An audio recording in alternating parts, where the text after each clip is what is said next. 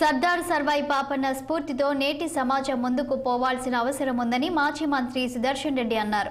పాపన్న 374వ జయంతి సందర్భంగా నిజామాబాద్ వినాయక నగర్ హనుమాన్ జంక్షన్లో ఆయన విగ్రహానికి పూలమాల వేసి నివాళులు అర్పించారు. ఇందూర్ గౌడ బహుజనులందరికీ ఈ సందర్భంగా సుదర్శన్ రెడ్డి శుభాకాంక్షలు తెలిపారు.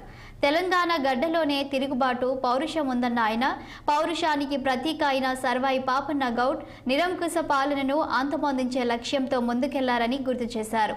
ఓరుగల్లు ముద్దు బిడ్డ అయిన పాపన్న విరోచిత పోరాట పటిమతో 17వ శతాబ్దంలోనే గోల్కొండ ఖిల్లాను గెలిచారని కొనియాడారు. మొఘలు దోపిడీదారుల నిరంకుశ పాలనకు ఎదురు తిరిగి ప్రజలను చైతన్యం చేస్తూ గేరిల్ల యుద్ధ నైపుణ్యాలతో భువనగిరి కోట, గోల్కొండ కోట మొదలైన వాటిని జయించడం జరిగిందన్నారు సుదర్శన్ రెడ్డి.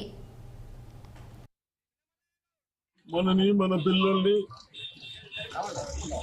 దృష్టిలో పెట్టుకొని అన్ని వర్గాల ప్రజలు జీవించాలి. గతంలో 40 సంవత్సరాలు 400 సంవత్సరాల క్రితం సర్దార్ పాపన్న గౌడ్ గారు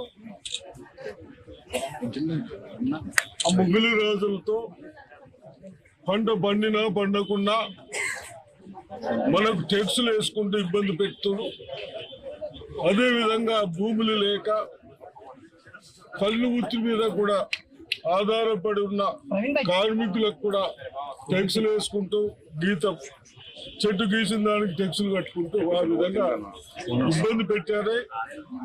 అంటే ఆ రోజుల్లో 400 సంవత్సరాల్లో